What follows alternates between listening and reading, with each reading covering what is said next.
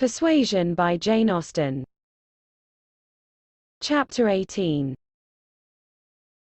It was the beginning of February, and Anne, having been a month in Bath, was growing very eager for news from Uppercross and Lyme. She wanted to hear much more than Mary had communicated. It was 3 weeks since she had heard it all. She only knew that Henrietta was at home again, and that Louisa, though considered to be recovering fast, was still in Lyme. And she was thinking of them all very intently one evening, when a thicker letter than usual from Mary was delivered to her, and, to quicken the pleasure and surprise, with Admiral and Mrs. Croft's compliments. The Crofts must be in Bath. A circumstance to interest her. They were people whom her heart turned to very naturally. "What is this?" cried Sir Walter. "The Crofts have arrived in Bath. The Crofts who rent Kellynch. What have they brought you?" "A letter from Uppercross Cottage, sir." "Oh, those letters are convenient passports. They secure an introduction. I should have visited Admiral Croft, however, at any rate. I know what is due to my tenant." Anne could listen no longer. She could not even have told how the poor Admiral's complexion escaped. Her letter engrossed her. It had been begun several days back, February 1st. "My dear Anne, I make no apology for my silence, because I know how little people think of letters in such a place as Bath. You must be a great deal too happy to care for Uppercross, which, as you well know, affords little to write about. We have had a very dull Christmas. Mr. and Mrs. Musgrove have not had one dinner party all the holidays. I do not reckon the Hayters as anybody. The holidays, however, are over at last. I believe no children ever had such long ones. I am sure I had not. The house was cleared yesterday, except of the little Harvilles, but you will be surprised to hear they have never gone home. Mrs. Harville must be an odd mother to part with them so long. I do not understand it. They are not at all nice children, in my opinion, but Mrs. Musgrove seems to like them quite as well, if not better, than her grandchildren. What dreadful weather we have had. It may not be felt in Bath, with your nice pavements, but in the country it is of some consequence. I have not had a creature call on me since the 2nd week in January, except Charles Hayter, who had been calling much oftener than was welcome. Between ourselves, I think it a great pity Henrietta did not remain at Lyme as long as Louisa. It would have kept her a little out of his way. The carriage is gone today, to bring Louisa and the Harvilles tomorrow. We are not asked to dine with him, however, till the day after. Mrs. Musgrove is so afraid of her being fatigued by the journey, which is not very likely, considering the care that will be taken of her. And it would be much more convenient to me to dine there tomorrow. I am glad you find Mr. Elliot so agreeable, and wish I could be acquainted with him too. But I have my usual luck. I am always out of the way when anything desirable is going on, always the last of my family to be noticed. What an immense time Mrs. Clay has been staying with Elizabeth. Does she never mean to go away? But perhaps if she were to leave the room vacant, we might not be invited. Let me know what you think of this. I do not expect my children to be asked, you know. I can leave them at the great house very well, for a month or 6 weeks. I have this moment heard that the Crofts are going to Bath almost immediately. They think the Admiral gouty. Charles heard it quite by chance. They have not had the civility to give me any notice, or of offering to take anything. I do not think they improve at all as neighbors. We see nothing of them, and this is really an instance of gross inattention. Charles joins me in love, and everything proper. Yours affectionately, Mary M. I am sorry to say that I am very far from well, and Jemima has just told me that the butcher says there is a bad sore throat very much about. I dare say I shall catch it. And my sore throats, you know, are always worse than anybody's. So ended the first part, which had been afterwards put into an envelope, containing nearly as much more. I kept my letter open, that I might send you word how Louisa bore her journey, and now I am extremely glad I did, having a great deal to add. In the first place, I had a note from Mrs. Croft yesterday, offering to convey anything to you. A very kind, friendly note indeed, addressed to me, just as it ought. I shall therefore be able to make my letter as long as I like. The Admiral does not seem very ill, and I sincerely hope Bath will do him all the good he wants. I shall be truly glad to have them back again. Our neighborhood cannot spare such a pleasant family. But now for Louisa. I have something to communicate that will astonish you not a little. She and the Harvilles came on Tuesday very safely, and in the evening we went to ask her how she did, when we were rather surprised not to find Captain Benwick of the party, for he had been invited as well as the Harvilles. And what do you think was the reason? Neither more nor less than his being in love with Louisa, and not choosing to venture to Uppercross till he had had an answer from Mr. Musgrove. For it was all settled between him and her before she came away, and he had written to her father by Captain Harville. True, upon my honor. Are not you astonished? I shall be surprised at least if you ever received a hint of it, for I never did. Mrs. Musgrove protests solemnly that she knew nothing of the matter. We are all very well pleased, however, for though it is not equal to her marrying Captain Wentworth, it is infinitely better than Charles Hayter. And Mr. Musgrove has written his consent, and Captain Benwick is expected today. Mrs. Harville says her husband feels a good deal on his poor sister's account. But, however, Louisa is a great favorite with both.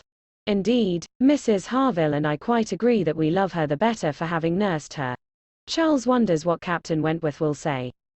But if you remember, I never thought him attached to Louisa. I never could see anything of it.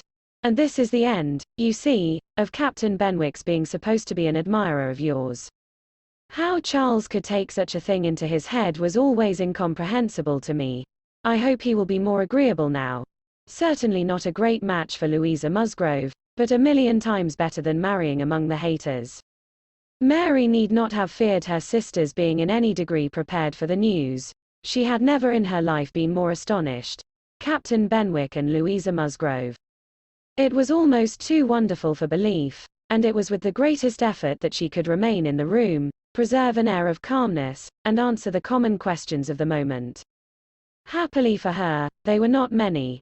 Sir Walter wanted to know whether the Crofts travelled with 4 horses, and whether they were likely to be situated in such a part of Bath as it might suit Miss Elliot and himself to visit in. But had little curiosity beyond. "How is Mary?" said Elizabeth, and without waiting for an answer, "And pray what brings the Crofts to Bath?" "They come on the Admiral's account. He is thought to be gouty." "Gout and decrepitude," said Sir Walter. "Poor old gentleman. Have they any acquaintance here?" asked Elizabeth. "I do not know. But I can hardly suppose that, at Admiral Croft's time of life, and in his profession, he should not have many acquaintance in such a place as this." "I suspect," said Sir Walter coolly, "that Admiral Croft will be best known in Bath as the renter of Kellynch Hall. Elizabeth, may we venture to present him and his wife in Laura Place?" "Oh, no. I think not. Situated as we are with Lady Dalrymple, cousins, we ought to be very careful not to embarrass her with acquaintance she might not approve. If we were not related, it would not signify, but as cousins, she would feel scrupulous as to any proposal of ours. We had better leave the Crofts to find their own level. There are several odd-looking men walking about here, who, I am told, are sailors. The Crofts will associate with them." This was Sir Walter and Elizabeth's share of interest in the letter. When Mrs. Clay had paid her tribute of more decent attention, in an inquiry after Mrs. Charles Musgrove, and her fine little boys, Anne was at liberty. In her own room, she tried to comprehend it. Well might Charles wonder how Captain Wentworth would feel. Perhaps he had quitted the field, had given Louisa up, had ceased to love, had found he did not love her. She could not endure the idea of treachery or levity, or anything akin to ill usage between him and his friend. She could not endure that such a friendship as theirs should be severed unfairly. Captain Benwick and Louisa Musgrove. The high-spirited, joyous talking Louisa Musgrove, and the dejected, thinking, feeling, reading, Captain Benwick, seemed each of them everything that would not suit the other. Their minds most dissimilar. Where could have been the attraction? The answer soon presented itself. It had been in situation. They had been thrown together several weeks. They had been living in the same small family party. Since Henrietta's coming away, they must have been depending almost entirely on each other, and Louisa, just recovering from illness, had been in an interesting state, and Captain Benwick was not inconsolable. That was a point which Anne had not been able to avoid suspecting before, and instead of drawing the same conclusion as Mary, from the present course of events, they served only to confirm the idea of his having felt some dawning of tenderness toward herself. She did not mean, however, to derive much more from it to gratify her vanity than Mary might have allowed. She was persuaded that any tolerably pleasing young woman who had listened and seemed to feel for him would have received the same compliment. He had an affectionate heart. He must love somebody. She saw no reason against their being happy. Louisa had fine naval fervor to begin with, and they would soon grow more alike. He would gain cheerfulness, and she would learn to be an enthusiast for Scott and Lord Byron. Nay, that was probably learnt already. Of course they had fallen in love over poetry. The idea of Louisa Musgrove turned into a person of literary taste and sentimental reflection was amusing, but she had no doubt of its being so. The day at Lyme, the fall from the cob, might influence her health, her nerves, her courage, her character to the end of her life, as thoroughly as it appeared to have influenced her fate. The conclusion of the whole was, that if the woman who had been sensible of Captain Wentworth's merits could be allowed to prefer another man, there was nothing in the engagement to excite lasting wonder. And if Captain Wentworth lost no friend by it, certainly nothing to be regretted. No, it was not regret which made Anne's heart beat in spite of herself, and brought the color into her cheeks when she thought of Captain Wentworth unshackled and free. She had some feelings which she was ashamed to investigate. They were too much like joy, senseless joy. She longed to see the Crofts. But when the meeting took place, it was evident that no rumor of the news had yet reached them. The visit of ceremony was paid and returned, and Louisa Musgrove was mentioned, and Captain Benwick, too, without even half a smile. The Crofts had placed themselves in lodgings in Gay Street, perfectly to Sir Walter's satisfaction. He was not at all ashamed of the acquaintance, and did, in fact, think and talk a great deal more about the Admiral than the Admiral ever thought or talked about him. The Crofts knew quite as many people in Bath as they wished for, and considered their intercourse with the Elliots as a mere matter of form, and not in the least likely to afford them any pleasure. They brought with them their country habit of being almost always together.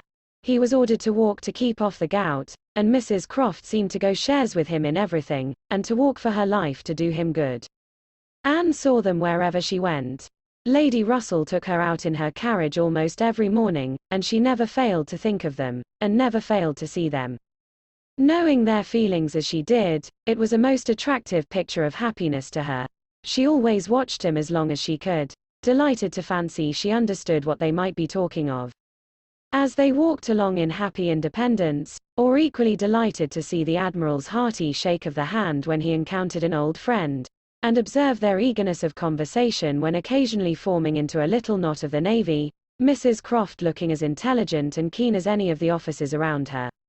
Anne was too much engaged with Lady Russell to be often walking herself, but it so happened that one morning, about a week or 10 days after the Crofts' arrival, it suited her best to leave her friend, or her friend's carriage, in the lower part of the town, and return alone to Camden Place, and in walking up Milsom Street she had the good fortune to meet with the Admiral.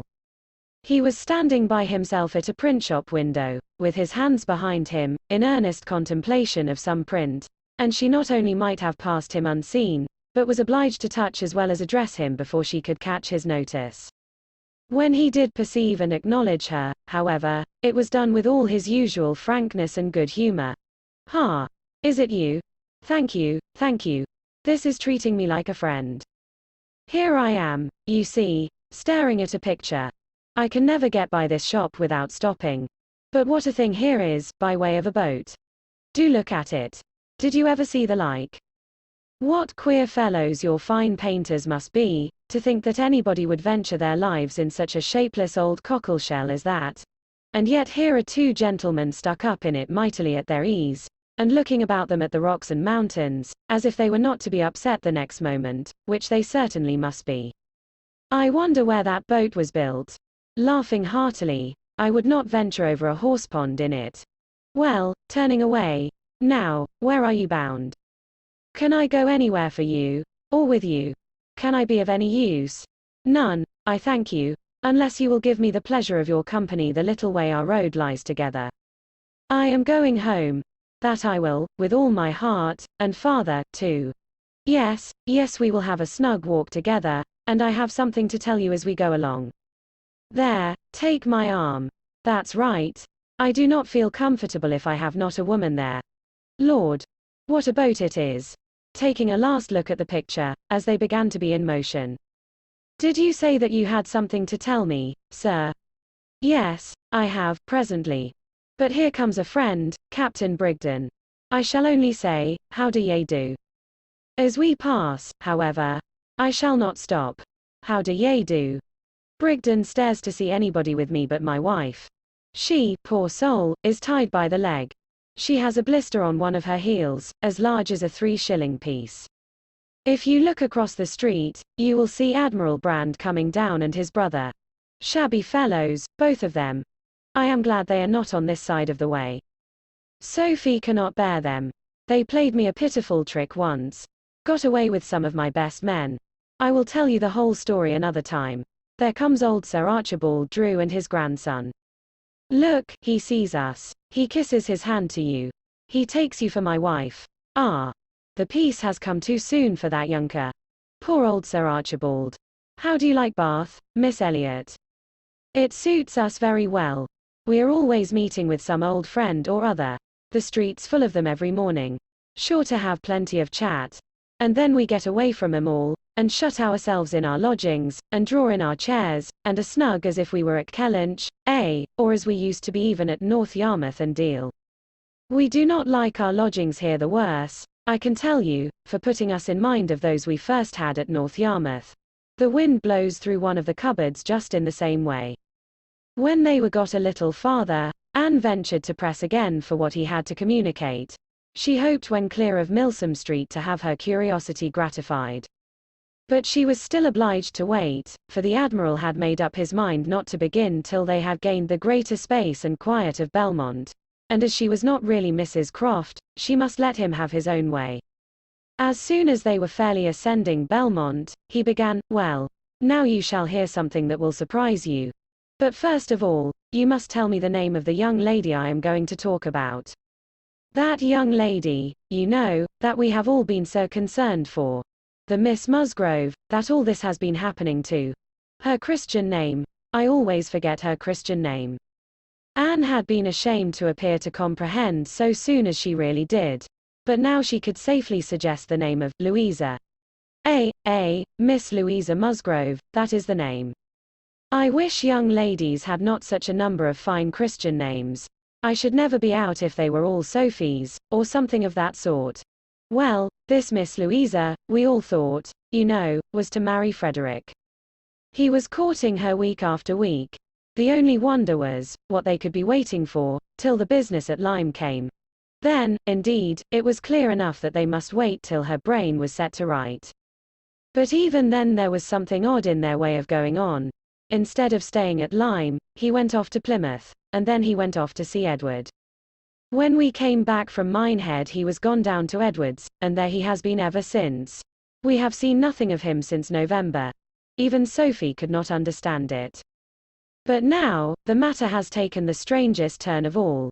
For this young lady, the same Miss Musgrove, instead of being to marry Frederick, is to marry James Benwick. You know James Benwick? A little. First am a little acquainted with Captain Benwick. Well, she is to marry him.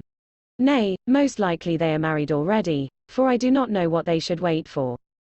I thought Captain Benwick a very pleasing young man, said Anne, and I understand that he bears an excellent character. Oh. Yes, there is not a word to be said against James Benwick.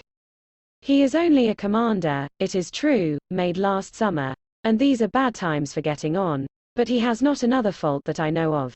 An excellent, good-hearted fellow, I assure you. A very active, zealous officer too, which is more than you would think for, perhaps, for that soft sort of manner does not do him justice. Indeed you are mistaken there, sir. I should never augur want of spirit from Captain Benwick's manners. I thought them particularly pleasing, and I will answer for it, they would generally please. Well, ladies are the best judges, but James Benwick is rather too piano for me, and though very likely it is all our partiality, Sophie and I cannot help thinking Frederick's manners better than his. There is something about Frederick more to our taste. Anne was caught. She had only meant to oppose the too common idea of spirit and gentleness being incompatible with each other, not at all to represent Captain Benwick's manners as the very best that could possibly be.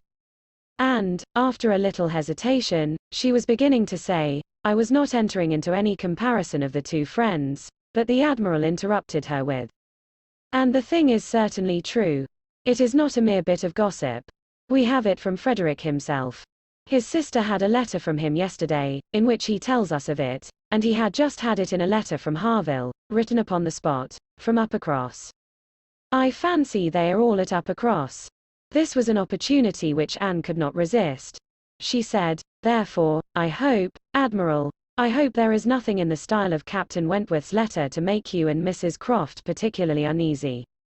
It did seem, last autumn, as if there were an attachment between him and Louisa Musgrove, but I hope it may be understood to have worn out on each side equally, and without violence. I hope his letter does not breathe the spirit of an ill-used man. Not at all, not at all.